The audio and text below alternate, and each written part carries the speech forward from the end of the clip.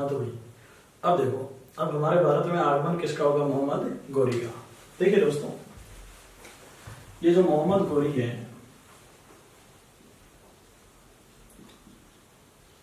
इस मोहम्मद गोरी के बारे में ध्यान रखना चाहिए कि मोहम्मद गोरी गजनी का रहने वाला था, यानी गजनी का शासक था। और ये गजनी कहां पर है? अफगानिस्तान। मोहम्मद गोरी का लक्ष्य एक ही था, और इसका लक्ष्य एक ही था कि भारत में इस्लाम साम्राज्य की, भारत में कौन से साम्राज्य की? इस्लाम। और इसका लक्ष्य यही था भारत में इस्लाम साम्राज्य की क्या करना? स्थापना करना। तो मोहम्मद गोरी गजनी का रहने वाला था जो अफगानिस्तान में है, और इसका लक्ष्य एक ही था भारत में इस्लाम साम्राज्य की स्थापना करना। मान लीजिए दोस्तों, ये अपना भारत, यहां पर दिल्ली, और दिल्ली का जो शासक है वो दिल्ली का शासक कौन है? पृथ्वीराज चौहान तृतीय। ये दिल्ली का शासक पृथ्वीराज चौहान तृतीय। मोहम्मद गोरी ने हमारे भारत में पहली बार जो आक्रमण किया, मोहम्मद गोरी का भारत में जो पहली बार आक्रमण हुआ ये 1175 ईस्वी में हुआ। और मोहम्मद गोरी ने भारत में पहली बार जीता था मुल्तान को। और दोस्तों ये मुल्तान कहां पर है? पाकिस्तान, क्योंकि उस समय तो भारत और पाकिस्तान एक ही थे। तो मोहम्मद गोरी का भारत पर पहला आक्रमण 1175 में मुल्तान पर रहा, ये पाकिस्तान में है। और इस समय मुल्तान का जो शासक था वो था करमाती, और मुल्तान के शासक करमाती की क्या हो गई थी? हार। इसके बाद में गोरी अपने भारत में आगे बढ़ रहा था, और गोरी अपने भारत में आगे आया जिस स्थान पर, उस स्थान का नाम क्या है भाई? गुजरात। मोहम्मद गोरी आगे बढ़ रहा था, आगे जो स्थान है वो गुजरात है। और इस समय जब मोहम्मद गोरी ने भारत में आक्रमण किया तो साल चल रहा था 1178, और 1178 में गुजरात का शासक था, और गुजरात के शासक का नाम था मूलराज सेकंड। तो अपने ऐसा कह सकते हैं वर्तमान भारत में मोहम्मद गोरी ने पहला आक्रमण कहां पर किया? गुजरात में। और वैसे ओवरऑल भारत में जो पहला आक्रमण हुआ भारत की, और वो कहां हुआ? मुल्तान में।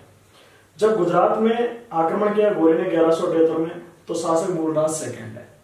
ये जो मूलराज सेकंड है इसकी भी आयु कम थी, और इसकी आयु कम होने के कारण है दोस्तों इसकी भी संरक्षिका बनी, और इसकी संरक्षिका भी इसकी मां बनी, और इसकी जो मां थी उसका नाम था नायिका देवी। तो मूलराज सेकंड की संरक्षिका इसकी मां बनी, और वो कौन थी? नायिका देवी। जब इसकी संरक्षिका बनी नायिका देवी, तो मोहम्मद गोरी और मूलराज सेकंड के बीच 1178 में एक युद्ध हुआ, और उसे कहते हैं आबू का युद्ध। 1178 में युद्ध हुआ, और उसे कौन से युद्ध कहते हैं? आबू का युद्ध। ये जो आबू का युद्ध है, इस आबू के युद्ध का ही दूसरा नाम है अहिलवाड़ा का युद्ध। भाई ये जो आबू का युद्ध है इसे क्या कहते हैं? अहिलवाड़ा का युद्ध। और ये युद्ध मैदान कहां पर है? गुजरात। जब आबू या अहिलवाड़ा का युद्ध हुआ, तो इस आबू या अहिलवाड़ा के युद्ध में मूलराज सेकंड की क्या हो गई? जीत। यानी आबू या अहिलवाड़ा के युद्ध में मोहम्मद गोरी और इस मोहम्मद गोरी की क्या हुई थी? हार। और मोहम्मद गोरी की ये जो हार है, ये हार मोहम्मद गोरी की भारत में, और मोहम्मद गोरी की भारत में पहली हार थी। यानी मोहम्मद गोरी की भारत में जो पहली बार हार हुई है वो आबू के युद्ध में हुई है, और ये हार हुई कब? 1178 में। मोहम्मद गोरी हार तो गया, लेकिन गोरी का लक्ष्य एक ही है कि अपने भारत में इस्लाम साम्राज्य की क्या करना? स्थापना करना। इसलिए वापस आएगा। कौन आएगा भाई? मोहम्मद गोरी। एक बार वापस समझो। देखो, अपन एक गजनी के शासक की बात कर रहे हैं यहाँ पर, उसका नाम है मोहम्मद गोरी, और ये जो गजनी है ये कहां पर है? अफगानिस्तान। गोरी का लक्ष्य भारत में इस्लाम साम्राज्य की स्थापना करना है। फिर मोहम्मद गोरी भारत में पहली बार इसने आक्रमण 1175 में किया, और पहली बार आक्रमण किया मुल्तान पर, और मुल्तान कहां पर है? पाकिस्तान में। और जो मुल्तान का शासक था करमाती, उसकी क्या हो गई थी? हार। फिर मोहम्मद गोरी आगे बढ़ा और आगे बढ़कर मोहम्मद गोरी कहाँ आया? गुजरात। गुजरात में कब आया भाई? 1178 में। 1178 में जब ये गुजरात में आया तो इस समय गुजरात का शासक था मूलराज सेकंड। मूलराज सेकंड और गोरी के बीच 1178 में आबू का युद्ध हुआ और इसे हिलवाड़ा का युद्ध भी कहते हैं, जो कहां पर है? गुजरात में। और आबू के युद्ध में मूलराज सेकंड की हार हो गई, सॉरी जीत हो गई, और मोहम्मद गोरी की क्या हो गई? हार। और ये मोहम्मद गोरी की भारत में कौन सी हार थी? पहली हार। जब मूलराज सेकंड ने यहाँ पर युद्ध किया तो उसमें मूलराज सेकंड की संरक्षिका थी उसकी माँ, और इसकी माँ का नाम क्या था? नायिका देवी। फिर आपको ध्यान रखना है कि उस समय जो दिल्ली का शासक था 1178 में, वो कौन था? पृथ्वीराज चौहान तृतीय। तो 1178 में गोरी हार गया। हारने के बाद में मोहम्मद गोरी वापस गजनी चला गया। लेकिन गोरी का लक्ष्य एक ही है, भारत में इस्लाम साम्राज्य की स्थापना करना, इसलिए वापस आएगा मोहम्मद गोरी। तो दोस्तों आपको ध्यान रखना है कि गजनी जाने के बाद में मोहम्मद गोरी ने अच्छी खासी तैयारियां की। किसने? मोहम्मद गोरी ने। और मोहम्मद गोरी का यही लक्ष्य था कि मुझे जैसे तैसे भारत में इस्लाम साम्राज्य की स्थापना करना है। और अपने भारत में उस समय जो दिल्ली का शासक था, दिल्ली के शासक का नाम पृथ्वीराज चौहान तृतीय। तो वे अपने भारत में जो दिल्ली का शासक था वो कौन था? पृथ्वीराज चौहान तृतीय। फिर मोहम्मद गोरी अपने भारत में आक्रमण कर रहा था, और मोहम्मद गोरी भारत में आक्रमण करते करते धीरे धीरे आगे बढ़ रहा था। और ये गोरी 1191 में एक स्थान पर आया, और स्थान का नाम है तराइन। यानी गोरी 1191 में जिस स्थान पर आया उस स्थान का नाम क्या है? तराइन। ये जो तराइन है ना, इस तराइन का दूसरा नाम है तरावड़ी। ये जो तराइन है इसी का दूसरा नाम क्या है? तरावड़ी। और ये तराइन या तरावड़ी करनाल में पड़ता है। और दोस्तों ये करनाल कहां पर है? हरियाणा। तो मोहम्मद गोरी जब तराइन आया तो पृथ्वीराज भी अपनी सेना लेकर कहां आ गया? तराइन आ गया। एक तरफ मोहम्मद गोरी और दूसरी तरफ पृथ्वीराज चौहान तृतीय। जब पृथ्वीराज तृतीय तराइन में आया तो उसमें पृथ्वीराज का सेनापति था। दोस्तों, और पृथ्वीराज का जो सेनापति था उसका नाम था खांडेराव। तराइन के युद्ध में पृथ्वीराज का सेनापति कौन था? खांडेराव। और इसके अलावा पृथ्वीराज के साथ दिल्ली का गवर्नर भी आया। और पृथ्वीराज के साथ दिल्ली का जो गवर्नर आया उसका नाम था गोविंदराज। तो ध्यान देना चाहिए कि तराइन के युद्ध में पृथ्वीराज का सेनापति खांडेराव है, और इसके साथ दिल्ली का गवर्नर आया, वो कौन आया? गोविंदराज। तो पृथ्वीराज और मोहम्मद गोरी के बीच यहाँ पर 1191 में दोस्तों तराइन का प्रथम युद्ध लड़ा गया। तो तराइन का यह प्रथम युद्ध कब हुआ? 1191 में। जब तराइन का प्रथम युद्ध हुआ तो उसी समय गोविंदराज ने भाले से वार करके मोहम्मद गोरी को क्या कर दिया था? घायल। यानी मोहम्मद गोरी पूरी तरह से क्या हो गया? घायल होने के बाद में मोहम्मद गोरी ने युद्ध मैदान छोड़ दिया, यानी युद्ध मैदान छोड़कर भागने लगा। अपन ऐसा कह सकते हैं कि तराइन का जो प्रथम युद्ध हुआ है इसमें मोहम्मद गोरी घायल हुआ और युद्ध मैदान छोड़कर भाग गया। अर्थात तराइन के पहले युद्ध में विजय हो गई किसकी? पृथ्वीराज चौहान तृतीय की। तो तराइन के पहले युद्ध में पृथ्वीराज चौहान तृतीय जीत गया। गोरी घायल हुआ, युद्ध मैदान छोड़कर भागने लगा। तो पृथ्वीराज को कुछ लोगों ने कहा कि आप इस गोरी का पीछा करो और इसको मार दो। लेकिन घायल गोरी का पृथ्वीराज ने पीछा नहीं किया, जो पृथ्वीराज के जीवन की सबसे बड़ी भूल मानी जाती है इतिहासकारों द्वारा। और भूल इसीलिए मानी जाती है कि अगले साल वापस आएगा। कौन आएगा? मोहम्मद गोरी। तो अपन ध्यान रखेंगे यहाँ पर कि भाई मोहम्मद गोरी हार गया, 1178 में हार गया था। इसके बाद में गोरी वापस आया, और गोरी वापस आया 1191 में। ये तराइन में आया। तराइन का दूसरा नाम तरावड़ी है, जो करनाल में, और ये कहां पर है? हरियाणा। उस समय अपने भारत में दिल्ली का शासक था पृथ्वीराज चौहान तृतीय। अब 1191 में तराइन का प्रथम युद्ध हुआ। इस युद्ध में पृथ्वीराज का जो सेनापति था वो था खांडेराव, और इसके अलावा यहाँ पर दिल्ली का गवर्नर कौन था? भाई गोविंदराज। तो पृथ्वीराज के सेनापति का नाम खांडेराव और दिल्ली के गवर्नर का नाम गोविंदराज। तराइन का पहला युद्ध हुआ, गोविंदराज ने गौरी को घायल कर दिया, यानी तराइन के पहले युद्ध में गौरी की हार हो गई और ये युद्ध मैदान छोड़कर भागने लगा। लेकिन घायल गौरी का पृथ्वीराज ने पीछा नहीं किया, जो पृथ्वीराज की सबसे बड़ी क्या मानी जाती है भूल। अब दोस्तों 1191 में तराइन के पहले युद्ध में गौरी हार गया था। फिर मोहम्मद गौरी 1192 में, यानी अगले साल, और फिर मोहम्मद गौरी 1192 में फिर से आ गया, और ये फिर से कहां पर आ गया, तराइन।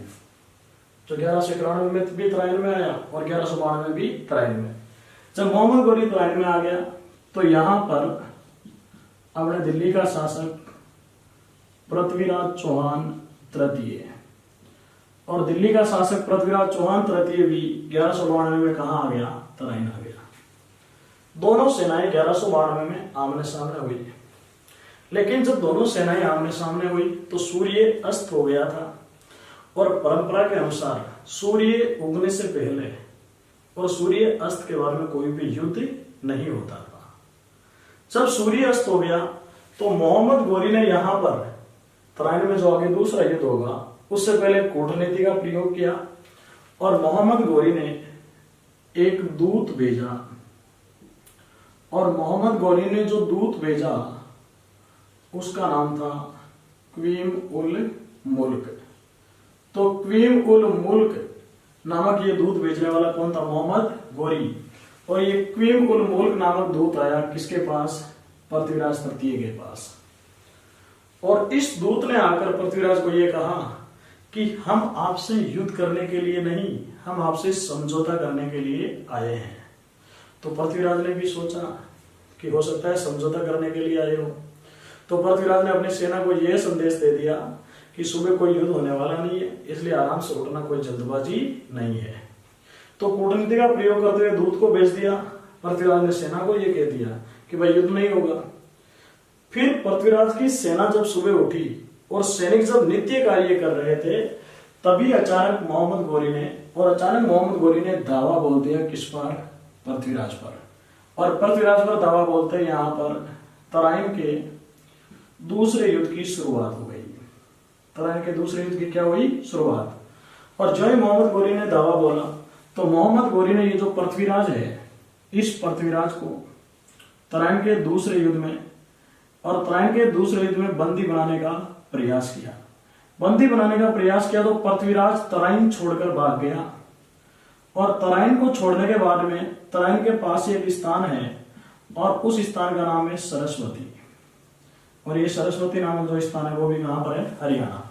तो ये पृथ्वीराज तराइन छोड़कर भाग गया, और तराइन से ये भागकर कहां पहुंचा, सरस्वती। ये कहां पर है, हरियाणा में।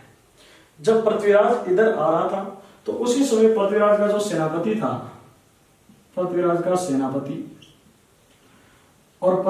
सेनापति का नाम था खांडेराव। इस समय जो पृथ्वीराज का सेनापति था वो कौन था भाई, खांडेराव। और ये जो खांडेराव है, ये खांडेराव तराइन के दूसरे युद्ध में लड़ता हुआ मारा गया। तो भाई तराइन का जो दूसरा युद्ध है, इस युद्ध में लड़ते हुए कौन मारा गया था, खांडेराव। इधर पृथ्वीराज तराइन छोड़कर सरस्वती आया, और सरस्वती आया तब तक मोहम्मद गौरी ने पृथ्वीराज को घेर लिया, और इस सरस्वती नामक स्थान पर मोहम्मद गौरी ने पृथ्वीराज को क्या बना लिया, बंदी। तो तराइन का जो दूसरा युद्ध हुआ उसमें मोहम्मद गौरी ने पृथ्वीराज को बंदी बना लिया। जिस स्थान पर बंदी बनाया वो स्थान कौन सा, सरस्वती। फिर मोहम्मद गौरी ने, ऐसा कहते हैं कि मोहम्मद गौरी ने पृथ्वीराज को अंधा किया, और अंधा करने के बाद में ये मोहम्मद गौरी पृथ्वीराज को ले गया था गजनी, और ये गजनी कहां पर है, अफगानिस्तान में। तो मोहम्मद गौरी पृथ्वीराज को तराइन के दूसरे युद्ध में बंदी बना लेता है, और इसके बाद में ये इसको गजनी ले जाता है, जो कहां पर है, अफगानिस्तान में। और गजनी में ले जाकर मोहम्मद गौरी ने पृथ्वीराज की कर दी थी क्या, हत्या। तो पृथ्वीराज की हत्या गजनी में हुई। फिर वहां इसका दाह संस्कार हुआ, और जब वहां इसका दाह संस्कार हुआ तो पृथ्वीराज चौहान तृतीय की जो छतरी है, वो पृथ्वीराज चौहान तृतीय की छतरी या समाधि जो बनी हुई है वो कहां बनी हुई है, गजनी में। इस प्रकार तराइन के दूसरे युद्ध में मोहम्मद गौरी जीता, और मोहम्मद गोरी ने जीतते ही अपने भारत में इस्लाम साम्राज्य की स्थापना की। तो भाई अपने भारत में इस्लाम साम्राज्य की स्थापना करने वाला कौन है? मोहम्मद गोरी। और मोहम्मद गोरी ने जो इस्लाम साम्राज्य की स्थापना की है वो तराइन के कौन से युद्ध के बाद की है भाई? दूसरे युद्ध के बाद। तो वापस समझना है कि 1191 में गोरी हारा, फिर भी वापस आ गया। इससे पहले 1178 में हारा, फिर भी वापस आ गया, क्योंकि गोरी का लक्ष्य एक ही था, भारत में इस्लाम साम्राज्य की स्थापना करना। फिर मोहम्मद गोरी 1192 में आता है, तो तराइन के दूसरे युद्ध से पहले ये कूटनीति का प्रयोग करता है और एक दूत को भेजता है, उसका नाम मुल्क। और इस दूत को भेजा किसके पास? पृथ्वीराज के पास। और ये कहा पृथ्वीराज हम युद्ध नहीं, हम क्या करने के लिए आए हैं? समझौता करने के लिए आए हैं। अब जब इसने कूटनीति का प्रयोग किया तो इतिहासकार ये कहते हैं कि तराइन के दूसरे युद्ध में गोरी की विजय का, तो गोरी की विजय का जो सबसे बड़ा कारण था वो थी मोहम्मद गोरी की कुशल युद्ध नीति। तो क्योंकि पहले कूटनीति का प्रयोग किया तो आगे वालों को भरोसे में रखकर अचानक इसने क्या कर दिया? आक्रमण कर दिया। फिर यहाँ पर तराइन का दूसरा युद्ध होता है, तो पृथ्वीराज का सेनापति खांडेराव ये लड़ता हुआ मारा गया। मोहम्मद गोरी को बंदी बनाने का प्रयास करता है, लेकिन पृथ्वीराज तराइन से भागकर कहां तक आ जाता है? सरस्वती, और ये हरियाणा में है। यहाँ पर मोहम्मद गोरी ने पृथ्वीराज को बंदी बनाया और बंदी बनाने के बाद में इसको क्या कर दिया? अंधा। फिर मोहम्मद गोरी पृथ्वीराज को गजनी ले गया जो अफगानिस्तान में है, और गजनी में ले जाके पृथ्वीराज की क्या कर दी? हत्या। तो पृथ्वीराज की हत्या कहाँ हुई? गजनी में। गजनी में पृथ्वीराज की छतरी या अपन कह सकते हैं समाधि। अभी कुछ दिनों पहले अपने भारत का एक व्यक्ति शेर सिंह राणा जो ऐसा कहता है कि गजनी से पृथ्वीराज चौहान तृतीय की अस्थियां भी लेकर आया। तो आ सकता है सवाल करंट के हिसाब से कि भाई पृथ्वीराज की अस्थियों को गजनी से लाने वाला कौन है? तो शेर सिंह राणा। फिर अपन को ध्यान रखना है मोहम्मद गोरी का लक्ष्य पूरा हो गया और मोहम्मद गोरी ने 1192 में अपने भारत में इस्लाम साम्राज्य की क्या कर दी थी? स्थापना। तो भाई मोहम्मद गोरी ने इस्लाम साम्राज्य की स्थापना कर दी। पृथ्वीराज की छतरी है, स्मारक या समाधि अपन कह सकते हैं कहां पर है? गजनी में है। इसके बाद में अपन को ध्यान रखना है कि ये जो पृथ्वीराज है, इस पृथ्वीराज ने अजमेर में, भाई पृथ्वीराज ने कहां पर? अजमेर में। और पृथ्वीराज ने अजमेर में कला साहित्य विभाग की स्थापना की। पृथ्वीराज ने अजमेर में कला साहित्य विभाग की, और इसने अजमेर में कला साहित्य विभाग की क्या की थी? स्थापना। ये जो इसने कला साहित्य विभाग की स्थापना की, इसने कला साहित्य विभाग का अध्यक्ष बनाया, और इसका अध्यक्ष किसको बनाया था? पद्मनाथ को। तो एक तो पद्मनाभ है, वो तो कानड़देव प्रबंध का लेखक है, और ये कौन है? पद्मनाथ। तो पद्मनाथ अध्यक्ष बनाया किसका? कला साहित्य विभाग का, जिसकी स्थापना अजमेर में किसने की थी? पृथ्वीराज ने। फिर अपन को ध्यान रखना है कि ये जो पृथ्वीराज है, इस पृथ्वीराज के दरबारी विद्वान, इसके दरबार में विद्वान रहते थे। इसका पहला जो दरबारी विद्वान था वो था चंद्रबरदाई। पहला जो दरबारी विद्वान है वो कौन है? चंद्रबरदाई। इसके बाद में दूसरा जो दरबारी विद्वान था वो था जयानक भट्ट। तीसरा जो दरबारी विद्वान था वो था आसादर।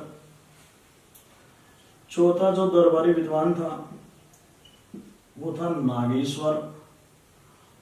और पांचवा जो दरबारी विद्वान था वो कौन था? जनार्दन।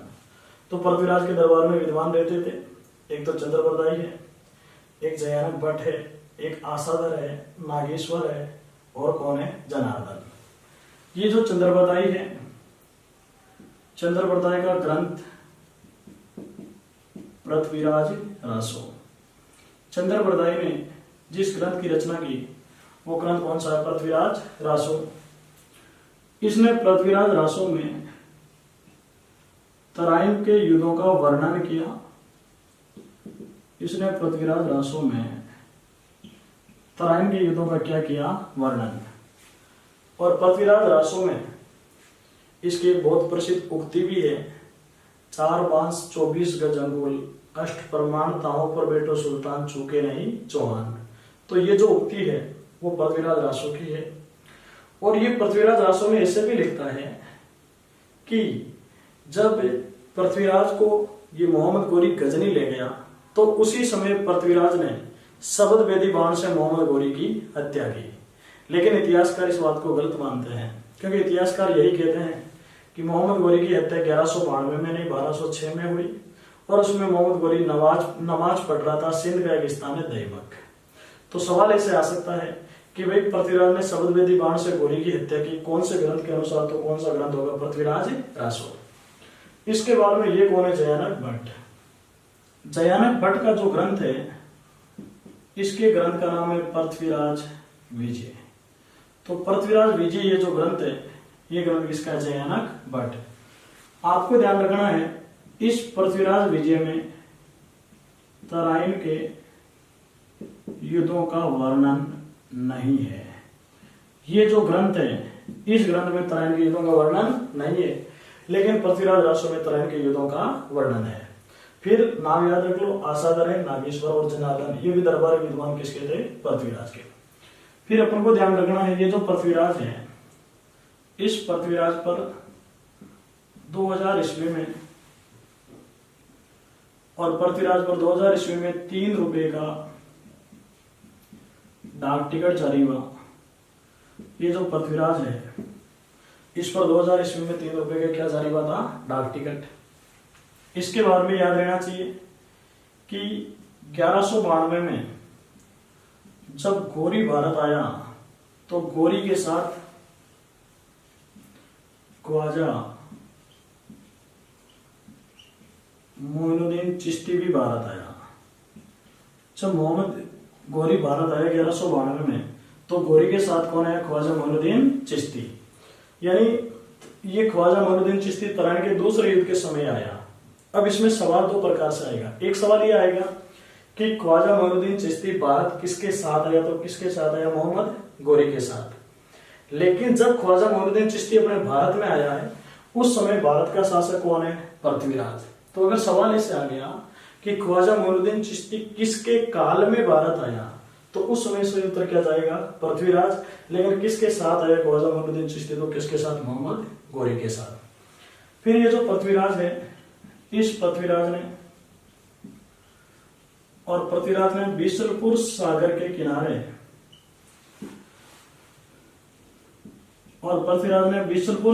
किनारे मंदिर बनवाया था। किसका? महादेव का। तो बिशनपुर सागर का निर्माण तो उसने करवाया विष्णुदेव ने, लेकिन बिशनपुर सागर के किनारे भगवान शिव का मंदिर बनवाने वाला कौन था? पृथ्वीराज। और पृथ्वीराज 1192 में इसको गजनी ले जाता है मोहम्मद गोरी, वहां ले जाके क्या कर देता है? हत्या कर देता है। वापस समझना एक बार, ये जो पृथ्वीराज है दोस्तों, इसने अजमेर में कला साहित्य विभाग की क्या की थी? स्थापना। और कला साहित्य विभाग का अध्यक्ष कौन बना?